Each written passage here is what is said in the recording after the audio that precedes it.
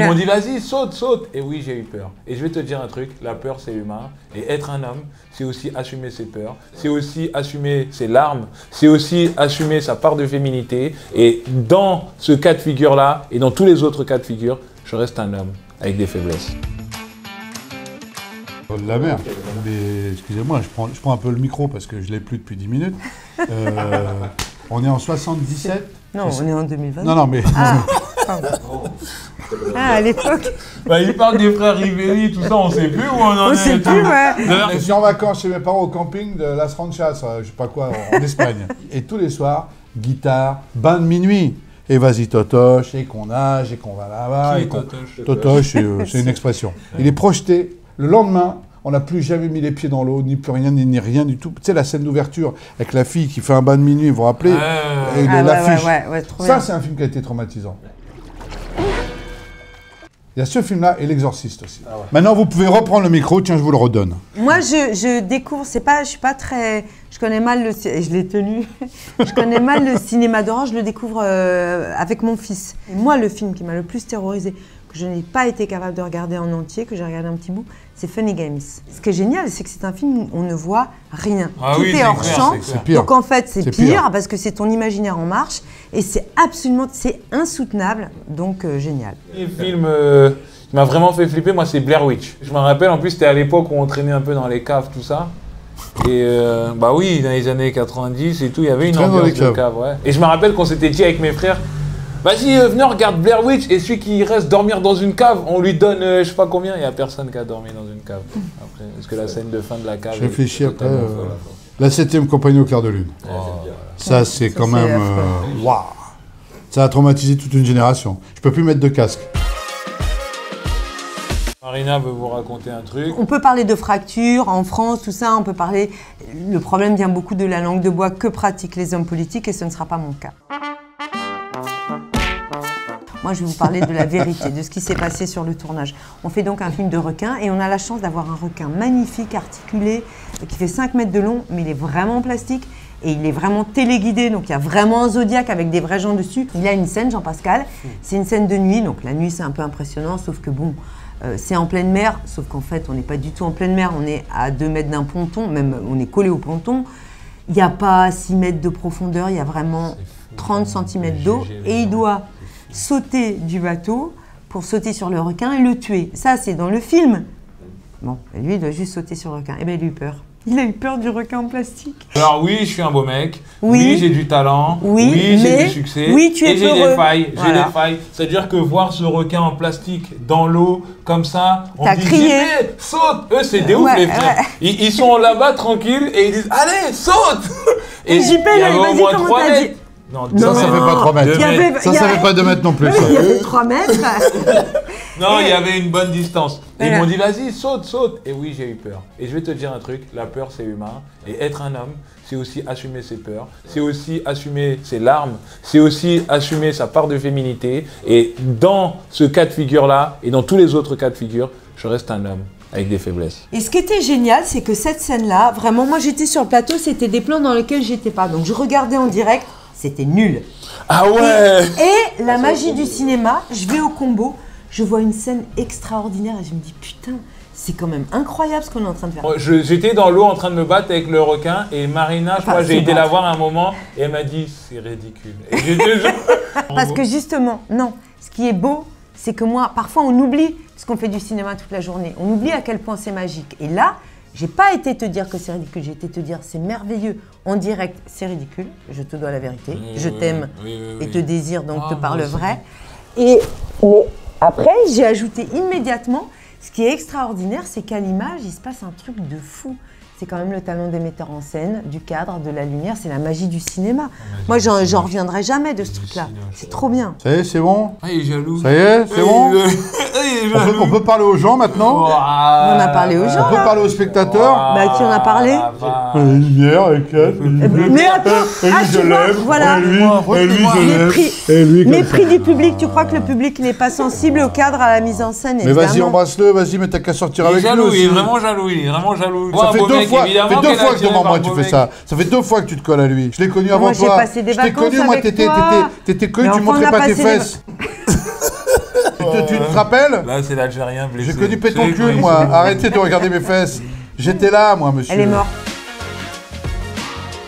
Moi, pour parler de nos personnages, j'ai envie de dire, c'est pas parce qu'il est là, hein, mais la prestation de Kadmerad dans le film est incroyable. Et je le trouve vraiment attendrissant, je le trouve vraiment touchant. Et je me rappelle pas, pourtant j'en ai vu beaucoup des films avec lui, de l'avoir vu aussi touchant dans un film. De « Oh mais tu vas où chérie? Reste !» Tu vois, un peu ma biche avec Catherine Jansac et... Claude Jansac. Moi j'ai joué avec elle, j'ai joué avec Claude Jansac au théâtre quand j'étais jeune. Elle était hyper sympa. J'ai accepté parce que j'avais envie de rentrer dans leur univers, mais j'ai aussi accepté parce que j'avais envie de voir Marina Foïs travailler, j'avais envie de voir son jeu, j'avais envie de voir comment elle est. Et je te dis la vérité, c'est une actrice de ouf. En même temps, j'en ai pas vu beaucoup. Mais sur les 5 que j'ai rencontrés, non, franchement, j'étais impressionné par la précision, par comment elle jouait, tout ça, j'étais vraiment mais elle est frileuse. Non, mais... Mais elle est frileuse. Moi, je peux vous raconter la piscine. Alors... Tu sais, la piscine, là, on est dans l'eau, là, tous les deux. Moi, je suis resté dans l'eau toute la nuite, toute la soirée. Et t'étais gelée. L'eau, elle était chauffée pour nous. Non, mais attendez. Elle était chauffée. Vous vous souvenez de l'été dernier, il était pourri, il ne fait que pleuvoir à Biscarrosse. Et lui, il avait son faux ventre qu'il a remis pour la promo. Mais il avait son faux ventre de jeu qui lui tient chaud. C'est une frileuse. C'est illégal. C'est une extraordinaire actrice. Mais frileuse. Hyper frileuse. Mais par contre, elle est aussi bonne actrice qu'elle est frileuse. Pour vous dire, c'est à la fois. Attends, il y a aussi quelque chose de super dans le film. Et nous, on est très heureux. C'est que le gros bourrin qui aurait fait un film comme ça, il aurait dit un mec, il aurait mis un mec pour faire on va tuer le requin. Et le fait que ce soit elle, je trouve que c'est vraiment le bon choix, la bonne actrice, le bon angle en fait pour attaquer. Un requin attrapé.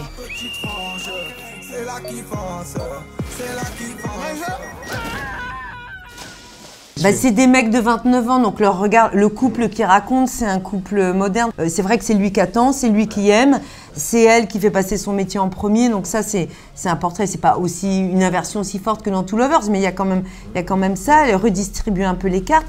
Et puis la modernité de leur casting aussi, c'est comment ils mélangent nous, des gens a priori de familles différentes, mais ça on s'en branle, parce que moi j'ai très envie aussi de le rencontrer, parce que j'ai vu tout simplement Laure et tout ça. Et des acteurs non pros, dont un qui est dans tous leurs films, qui s'appelle Ludovic, qui est un mec d'une humanité. Je ne vois pas pourquoi on continue à dire qu'il est non pro, puisqu'il joue dans des films, donc en fait il est aussi acteur que nous.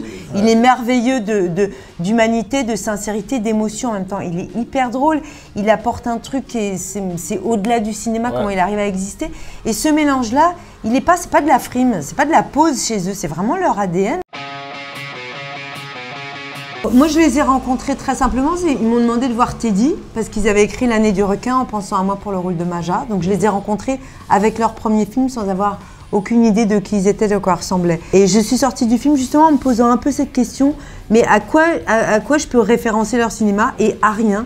Peut-être, je pourrais avoir une influence vers le cinéma asiatique qui mélange les genres beaucoup plus que le cinéma européen, qui est très décomplexé. Sauf que je pense que ce mélange-là, c'est vraiment leur ADN, c'est vraiment leur vision du monde. Il y a quelque chose de très sincère, de très nécessaire dans comment ils peuvent raconter les histoires.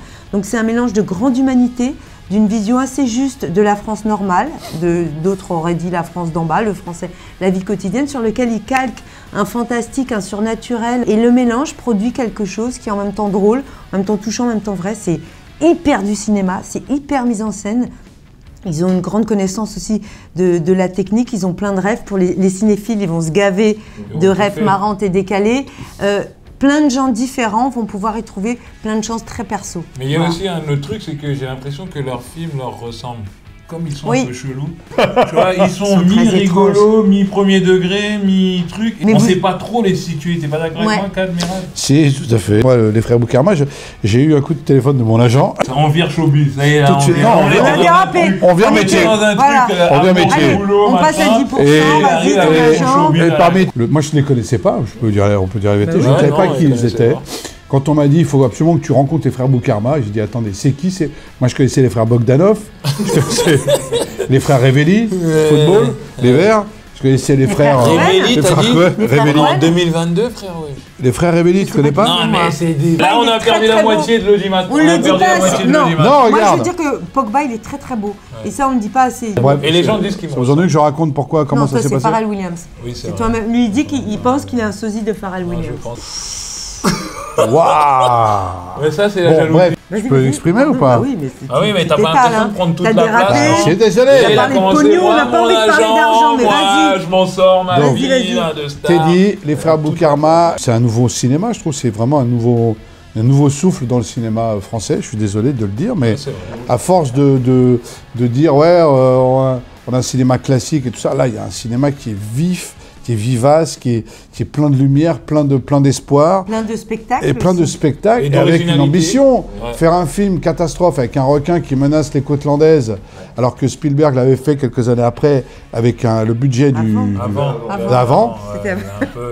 Quelques années après, comme ça. La phrase était trop longue, de toute façon.